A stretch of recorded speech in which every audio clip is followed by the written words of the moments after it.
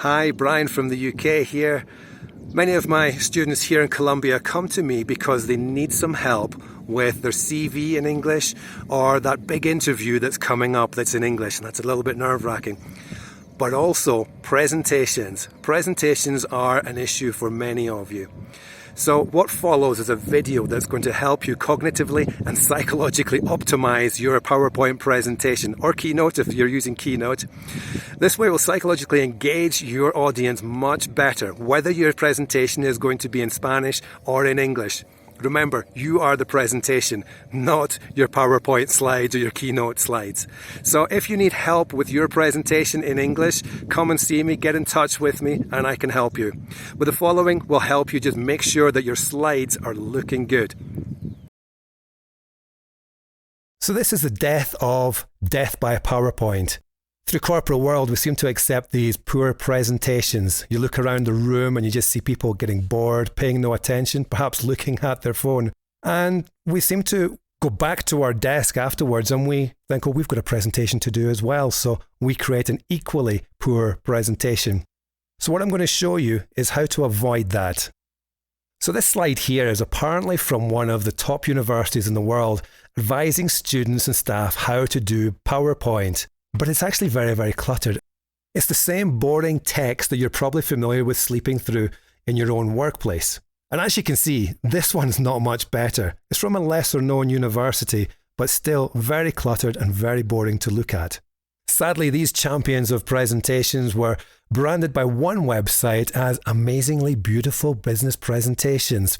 Now, while they look like the typical professional corporate presentation, they're also a great cure for insomnia. I'm sure you've slept through one of these bad boys at some point in your professional career. Cognitively, these are a disaster for your audience. Unless, of course, your plan is not to present, but just to send your audience to read in their own time by email. This one is just great. I think the creator must have been semi-blind to not realize that the text is hard to read. The text isn't aligned, it's just an absolute mess. And this slide is apparently the worst PowerPoint by a CEO in 2010. Have you ever been given a presentation like this in your workplace? Or worse still, have you ever given a presentation like this? And this has to be the mother of all bad presentations. This is actually the UN describing the situation in Afghanistan. I guess you can probably read from this that it was just an absolute mess and no one really understood what was going on. Take a look at this slide. Now here we have the typical corporate slide we're all familiar with sleeping through. We've all had this torturous, extreme boredom that makes you really think your life, why did I choose this career? This is so boring. But it's got bullet points, limited text, a supporting image, and this is how it needs to be. But think about this. Have you ever tried to read when someone is talking to you? I mean, what are you meant to do here? Read or listen? Multitasking is a myth. Task switching is the reality, and it's hugely ineffective. In fact, when you have slides like this, 90% of what you have said is gone after 30 seconds.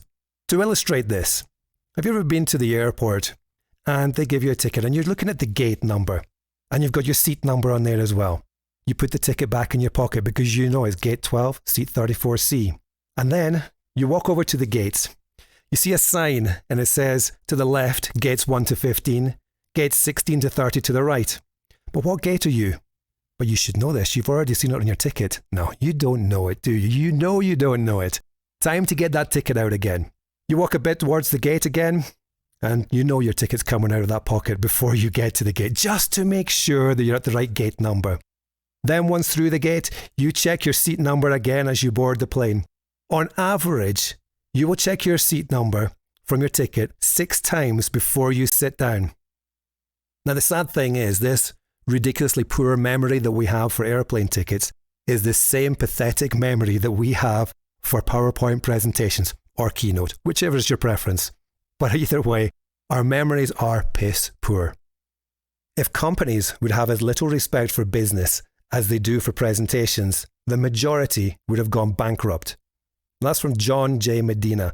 He's a world-leading molecular biologist with special research interest in genes involved in human brain development, and he's the author of the book series Brain Rules. I think he knows what he's talking about, really.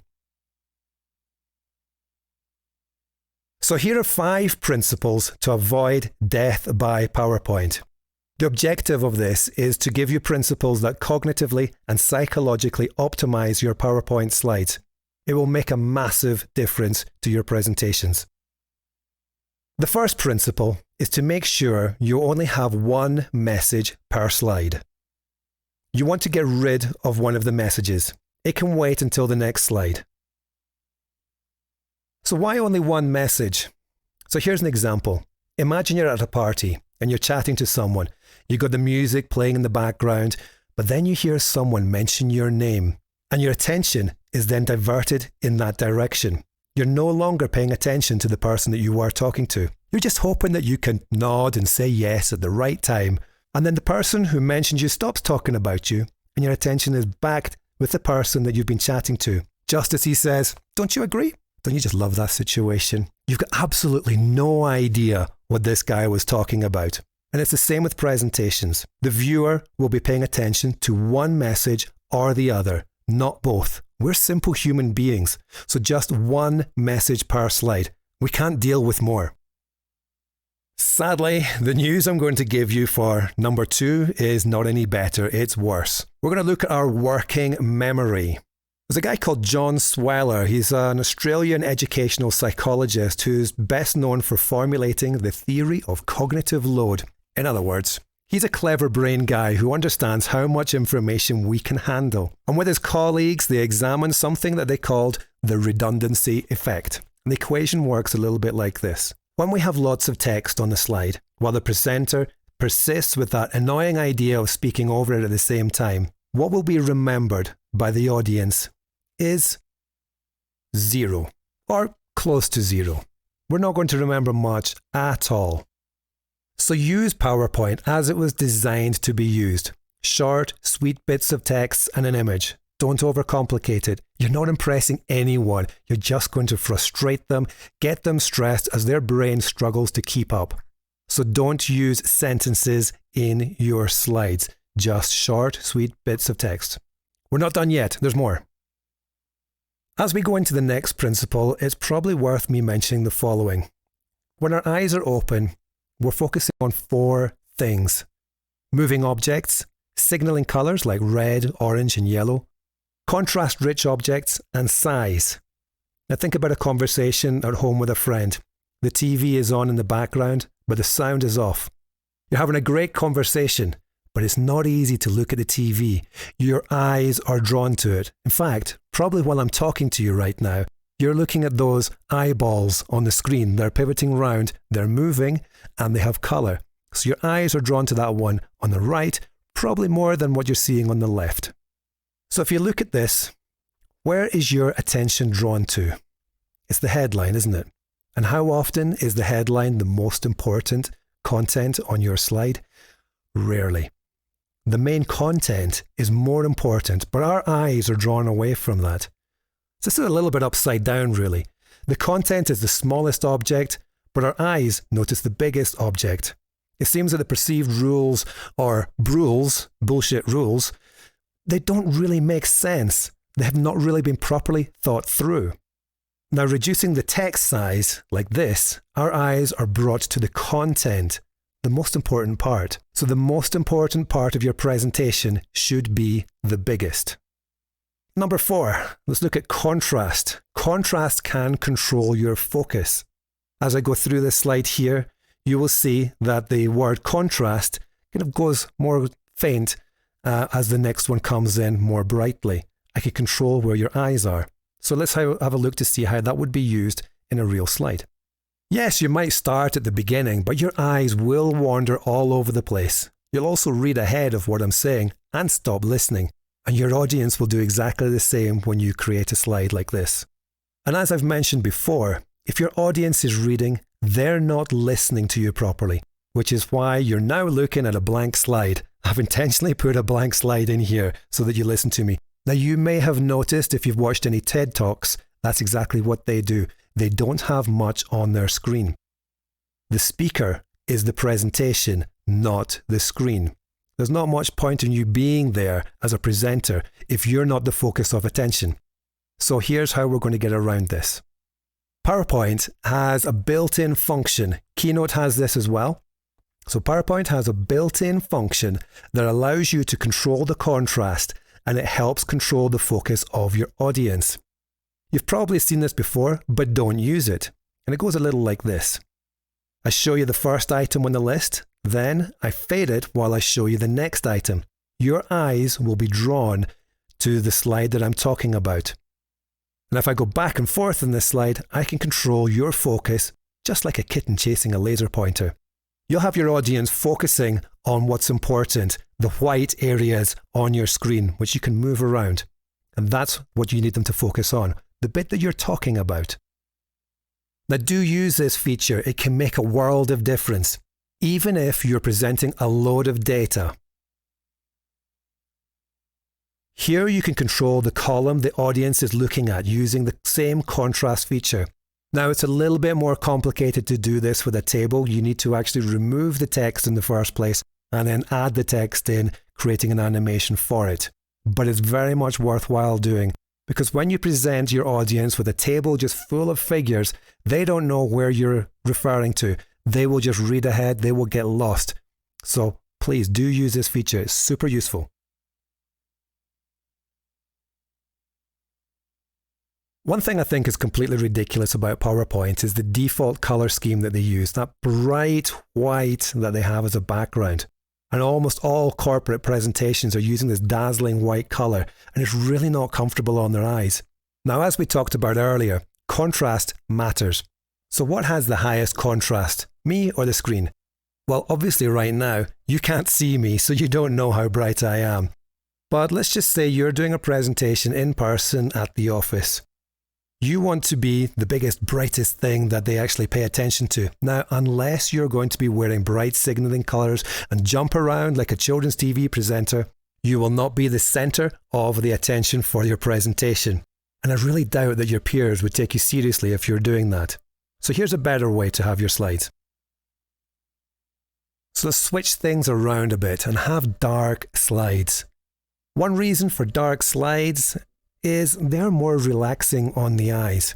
You focus on me, I become the contrast-rich object. I have your focus.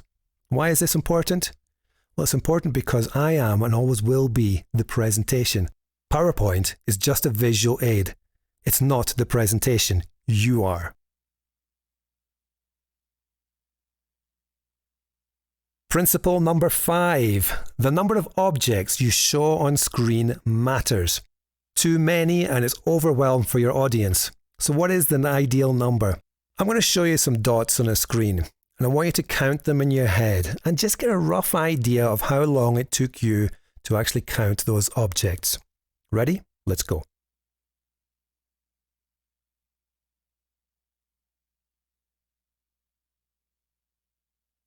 So if you're like most people, it'll have taken you around 2 seconds to know how many dots are on the screen. Let's try another one.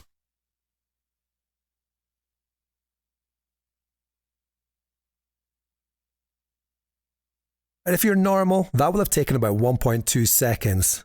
Hopefully you are normal. Maybe you're super normal and you got it faster than that, but 1.2 seconds is normal. Let's try one last one.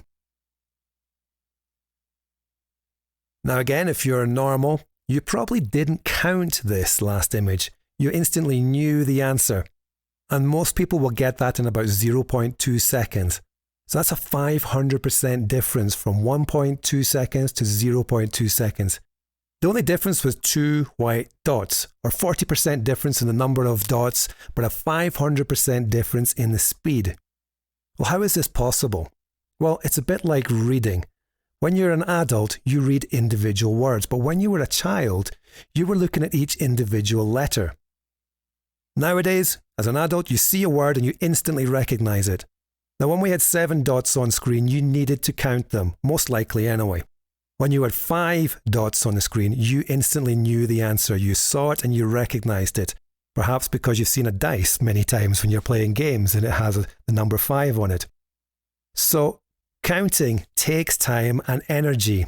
Increasing by 2 there actually increases your energy and time to understand how many objects are on screen by 500%. So what is the ideal number of items on your presentation? What does your audience want? It's this: 6. And 6 is the maximum number of objects that most of us recognize without needing to count them. So what you need to remember is the next time you're building a presentation and you have more than 6 items on your page, you're asking your audience to use 500% more brain power. And I don't think that's a good idea. That would be death by PowerPoint.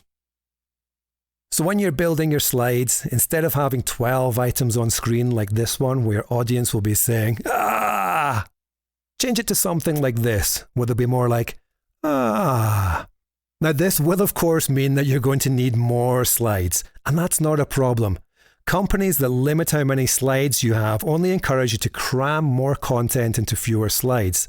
Less per slide, more slides. Okay, now gone are the days when you had those little floppy disks where you couldn't actually hold much information on the disk. Your presentations can be large. Just use the space you've got available. Make more slides. Make it easier. Now you may need to present a system where you need your audience to see the bigger picture. And you can still control the focus of your audience by zooming in on elements that you're talking about at that time. A little bit like this. Here, we can just quite easily just zoom in to stage 1. And then zoom out to remind your audience of the full picture again before zooming in on stage 2. Just like this. And then just zoom out again, reminding them of the whole process that they need to see. And you can just do this for all the different elements of your presentation. One of the great things about the situation that we have right now is a lot of us are doing our presentations online. And if you have 2 screens, I highly advise you to use them properly with PowerPoint. As you can see in this image here, you can have the current slide. The audience can see only this screen, the one I've got here in the picture on the left. On the right, I will have my notes. So I can see what slide I'm showing to the audience. I can see in my next slide. But the best thing is the notes section. Use the notes section. And if we zoom in on that, we will see that the audience can't see your notes. So you can be cheating. You can have your whole script written out for your presentation, delivering your presentation to the top directors in your company, and you're going to know exactly what you need to say because it's written in front of you. You prepared it earlier. So use this feature. It's an absolute gem for you right now. So let's summarize. What do you remember? How many messages should you have on each slide? Just 1. And how can you steer their focus? You can steer the focus of your audience with contrast and size. Size, the biggest thing, should be the most important, so perhaps not the header. And what should we avoid on a slide when we're speaking? Sentences. You do not want your audience to be reading while you are talking. And the type of background you should have is dark. Use a dark background, it's more relaxing on their eyes. And of course, if you're actually delivering that presentation in person, you will be the center of attention, not the screen. And how many objects per slide? Well, I'm sure you remember this one. 6 objects per slide, and that's it.